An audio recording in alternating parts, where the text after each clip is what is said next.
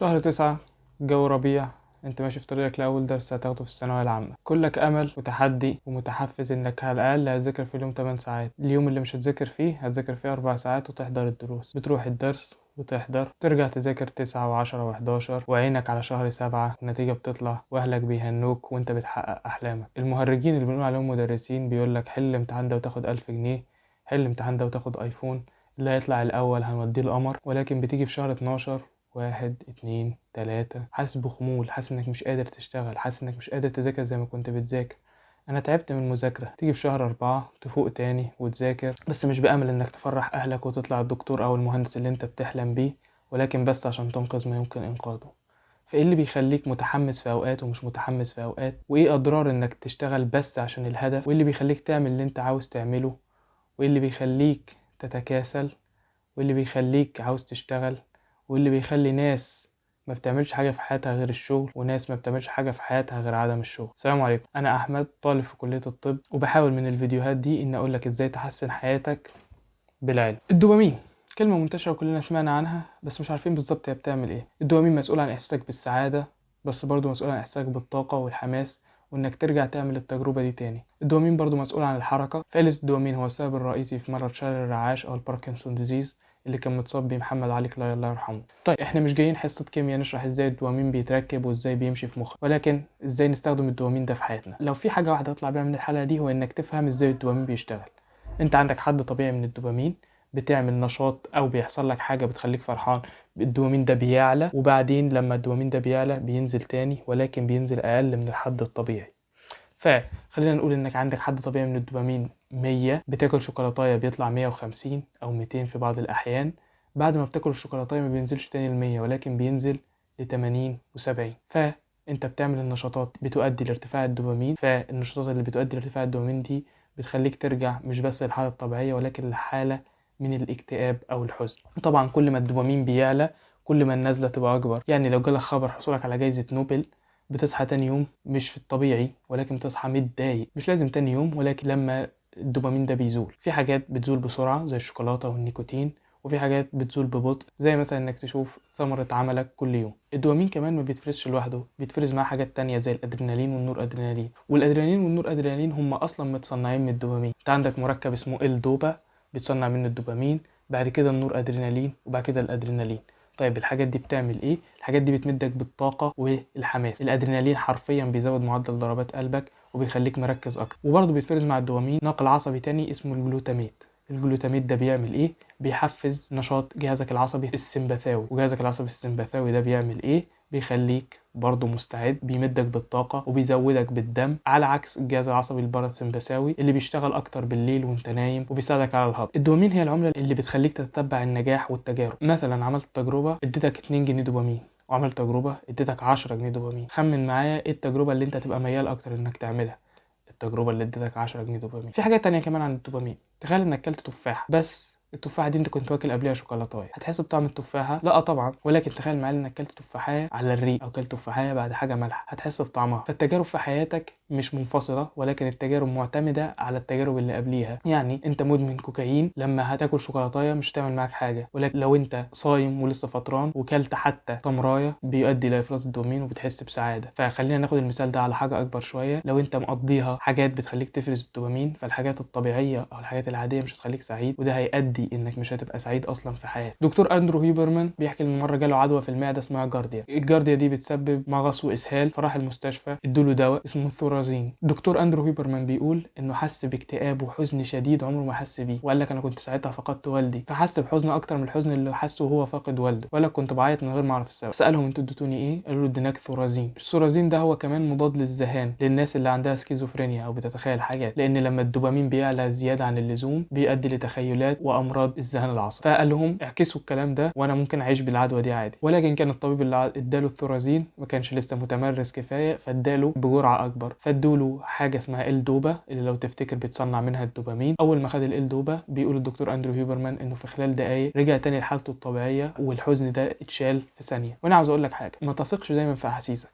لو انت حاسس انك حزين ومكتئب في اللحظه دي، انت ممكن تكون بس مش واكل او مش نايم كويس. وبرضو العكس بالعكس، انت في لحظه ما بتكون حاسس انك هتكسر العالم وتقدر تحط خطط انك تاخد جايزه نوبل بكره. في اللحظه دي انت بتبقى قادر، ولكن اعرف دايما ان اللحظه دي مش هتستمر، لان زي ما قلنا ارتفاع الدوبامين بيليه انخفاض في الدوبامين اقل من الحد الطبيعي. فالكسل والاكتئاب الغير مرضي ممكن يتعالجوا بس بمجرد انك بتاكل اكل كويس وبتنام كويس. حتى الاكتئاب المرضي بيتعالج بالدوبامين بس بتحتاج انك تروح لدكتور نفساني، والدكتور النفساني ده بيكتب لك ادويه بتحفز افراز الدوبامين. هل احنا عاوزين ارتفاعات وانخفاضات في الدوبامين ولا عاوزين نحافظ على الحد الطبيعي الكويس ده؟ طبعا كلنا عايزين نبقى سعداء، كلنا عايزين ناكل شوكولاتات، كلنا عاوزين نعمل تجارب اللي بتخلي الحياه تستحق العيش، ولكن وعينا بان احنا بعد ما هنخوض تجربه سعيده او تجربه بتؤدي لافراز الدوبامين هيالي الفتره دي نزول عن الحد الطبيعي. فانت عندك كام حاجه زي الشوكولاته والنيكوتين بيؤدوا لارتفاع الدوبامين. الشوكولاته بتؤدي لارتفاع الدوبامين مره ونص، النيكوتين مرتين ونص، ولكن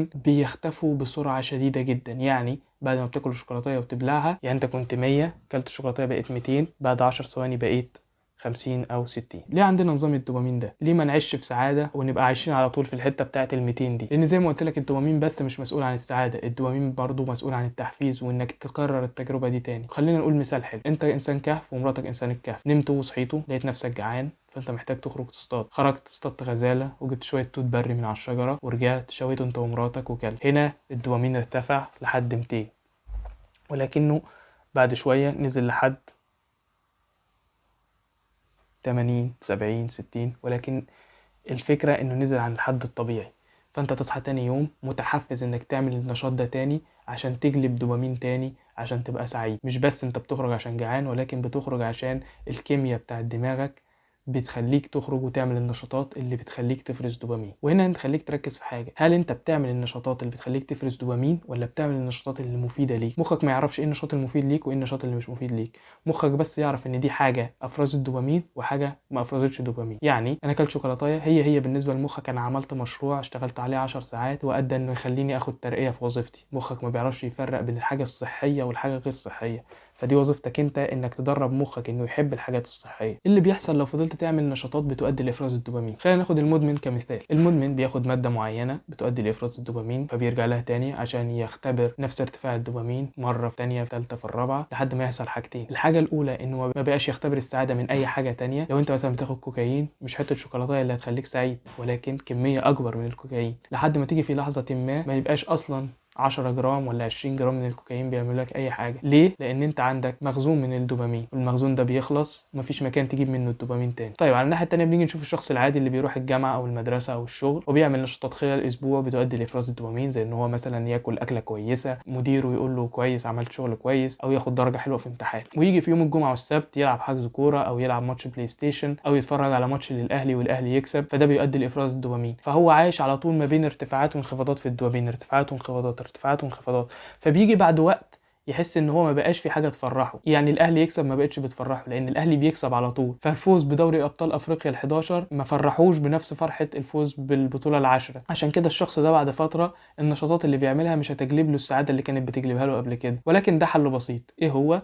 انك تصوم. الشخص المدمن على الحاجات الشعبيه بتاعتنا، التليفون، الفيديو جيمز، الاكل غير الصحي، المزيكا، حتى ماتشات الاهلي، الشخص ده محتاج يعمل ايه؟ حاجه من حاجتين، يا اما يصوم، وهنا مش بتكلم عن الصوم من الاكل والشرب ولكن بتكلم عن الصوم من الحاجات اللي بتؤدي لافراز الدوبامين، زي مثلا انك تقول مفيش وسائل تواصل اجتماعي لمده شهر، مفيش مزيكا لمده شهر، مفيش قهوه لمده شهر، مفيش فرجه على كوره لمده شهر. ده بيؤدي انك ترجع للحد الطبيعي بتاعك من الدوبامين وما تختبرش ارتفاعات وانخفاضات في مستوى الدوبامين بتاعك. او الحل الثاني انك تعمل صيام متقطع، وهو انك تقول يوم الاثنين من كل اسبوع مفيش فيسبوك، او من الساعه 8 للساعه 5 الفجر مفيش فيسبوك او مفيش تليفون. احسن طريقه عشان تعمل النشاطات اللي بتحفز افراز الدوبامين. ليه انت بتفتح تيك توك وفيسبوك وانستجرام على طول؟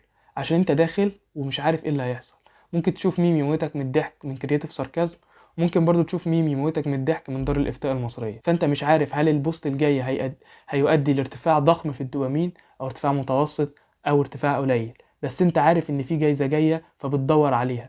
ده برضو اللي بيخلي اللي بيلعب قمار على طول بيلعب قمار وبيؤدي للادمان، لان هو عارف ان في لحظه ما ممكن يبقى مليونير ويحل كل مشاكله ويعوض كل خسايره، وفي لحظه ما ممكن يكسب عشان يشتري عربيه، وفي لحظه ما ممكن يكسب عشان ياكل اكله كويسه. فانت تبني عدم التوقع ده في نظامك. خلينا نقول مثلا انك شخص مش بتحب الجيم قوي، فبتقول انا هروح الجيم وهاخد قهوه وهسمع مزيكا وانا بلعب عشان ده يخليني اروح الجيم. او انت شخص بتقول هخلص مذاكره وهاكل حته الشوكولاته دي واتفرج على ماتش الاهلي بالليل، فتيجي تروح الجيم تاخد الشوكولاته تسمع المزيكا تتدرب اسبوع اسبوعين. فانت هتحتاج مش بس كوبايه قهوه واحده، هتحتاج كوبايتين، مش بس مزيكا عاديه، لا انت محتاج حاجه تدب في دماغك. فهتحتاج المحفزات دي تكتر تكتر تكتر، وده في لحظه ما هيوصلك انك مش هتبقى بتستمتع بالجيم خالص، انت بتستمتع بالجايزه او بتستمتع بالمحفز اللي بيخليك تعمل الموضوع ده. فحل بسيط انك تقول انا رايح الجيم النهارده، تجيب جنيه ملك هشرب قهوه، كتابه مش هشرب قهوه، وتروح. فده بيبني عدم التوقع، مش بيخليك بس مرتبط بالجائزه ولكن بيخليك مرتبط بالنشاط اللي بيؤدي للجائزه وهو الجيم او المذاكره.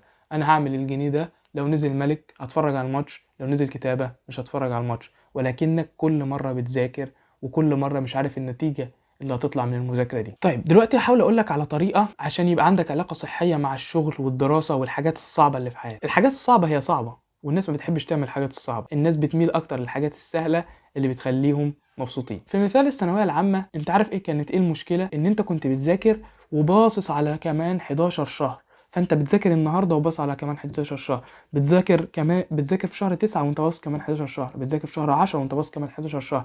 ففي لحظه ما هتبقى بس مركز على الجايزه. خليني اقول لك على تجربه. علماء من جامعه ستانفورد راحوا في حضانه، لقوا الاطفال اللي بيرسموا بيستمتعوا بالرسم، فخدوا الاطفال دول وبقوا يدوهم جوائز على الرسم. يعني انت رسمت، خد نجمه، خد شوكولاتايه. فضلوا مع الوقت يدوهم جوائز بعد ما يرسموا لحد ما قطعوا الجوائز. العيال الصغيره عملت ايه؟ ما بقتش بترسم. ليه؟ لانهم كانوا مرتبطين اكتر بالجائزه. فانت ارتباطك بالجائزه او الهدف بيقلل من استمتاعك بالعمل اللي انت بتعمله دلوقتي. يعني انا بشتغل بس عشان اقبض، انا بدرس بس عشان انجح. لو انت درست ونجحت ودخلت طب، بعد طب هتعمل ايه؟ هتذاكر عشان تتخرج بعد 6 سنين. فلاحظ معايا ان المسافه كبرت، فانت استحملت 11 شهر عشان النتيجه، ويستحمل 6 سنين عشان النتيجه. بعد كده تشتغل عشان ايه؟ عشان القبض. فهتستحمل الشهر في الشهر في الشهر في الشهر في الشهر. هتحوش عشان ايه؟ هتعمل دايت عشان ايه؟ طريقة صحية اكتر انك تقول انا بذاكر عشان انا بستمتع بالمذاكرة، انا بذاكر عشان مذاكرتي دي هتخليني افرز دوبامين وهتخليني سعيد بعد ما اخلص.